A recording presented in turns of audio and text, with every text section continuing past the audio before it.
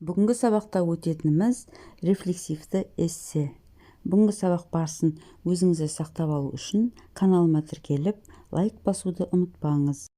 Рефлексивті эссені жазбас бұрын осы атаулы эссенің анықтамасына тоқталып, құрылым барысымен танысып өтейік. Ендеше, бұл өмірлік тәжірибені сыни тұрғысынан талдайтын эссе түрі. Автор оқиғаны немесе тәжірибені сипаттайды. Тәжірибе барысында талданатын мәселеге қалай қол жеткізуге болатынын түсіндіреді. Олай болса, құрылымына назар аударайық. Сабақта талданатын бүгінгі эссе тақырыбы ерекше білім беру қажеттілігі бар балалардың өз-өзіне қызмет көрсету дағдыларын дамытудағы әлеуметтік педагогтың рөлі. Берілген тақырып бойынша эсседе кім немесе не туралы қамтылатындығына алдымен түсінік берілуі қажет. Екіншіден, соған байланысты өзіміздің пікіріміз болуы тиіс. Үшіншіден, қамтылатын мәселе, яғни талданатын ой жазылуы керек. Енді сол ойымызға, қамтылған мәселемізге қалай қол жеткізуге болады, соны іс тәжірибе жүзінде мысалдармен келтіріп, қорытынды жасалынады. Эссе құрылымына жеке-жеке тоқталайық. Әлеуметтік педагог ерекше білім беру қажеттілігі бар бала мен оның отбасының білім беру ұйымдарымен қарым-қатынасын қалыптастыру, дамыту арқылы әлеуметтік оңалту және бейімделу жұмыстарын қамтамасыз ететін маман. Бұл жерде назар аударсаңыз, әлеуметтік педагогтың ерекше білім беру қажеттілігі бар балалармен қандай жұмыс атқаратындығы туралы мәлімет беріліп отыр. Өздеріңіз көріп отырғандай, әлеуметтік педагог туралы біздер түсініктеме бердік. Енді ол туралы өз түсінігімізді сипаттап көрсетейік. Қоғамның ерекше білім беру қажеттілігі бар балаларға деген көзқарасы түбегейлі өзгере бастады. Оны қоғамның тең құқылы және лайықты мүшесі деп таниды. Бірақ әлі де өзгермеген өзіндік мәселелер бар. Отбасында мүмкіндігі шектеулі баланың дүниеге келуі отбасы мүшелері үшін ауыр психологиялық стресс болып табылады.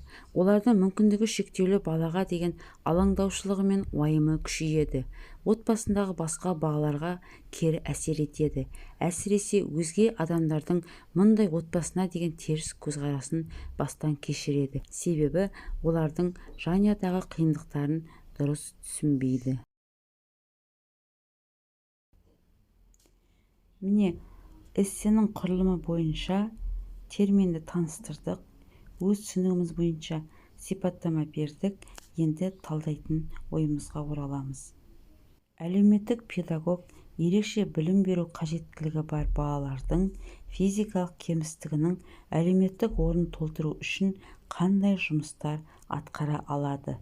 Не осыларды жік-жігіне бөліп, мысалдар келтіріп, қорытынды жазамыз. Алдыңғы 3 бөлім бойынша нақты ақпараттар беріліп, мысалдар келтірілгеніне көзіміз жетті. Енді тәжірибені талдаймыз.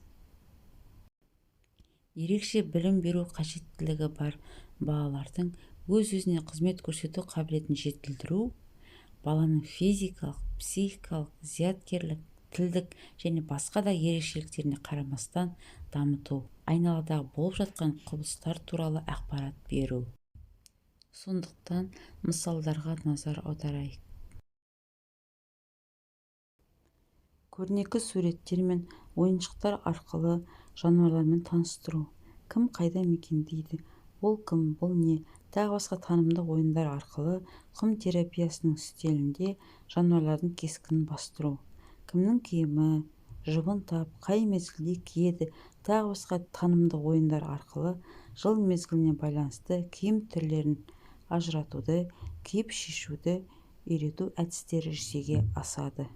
Бүгінгі рефлексивті эссе жазу барысында әлеуметтік педагогтың рөлі мен атқаратын қызметі туралы мәлімет берілді. Эсседегі ақпараттарды мәлімдей келе, қорыта айтқанда, әлеуметтік педагог ерекше білім беру қажеттілігі бар балалардың көз-өзіне қызмет көрсету дағдыларын дамытуда маңызды рөл атқарады.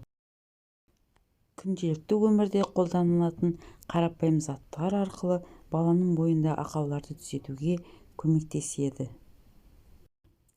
Бүгінгі сабақта рефлексивті эссенің анықтамасы, құрылымы және мысалдары толыққанды берілді.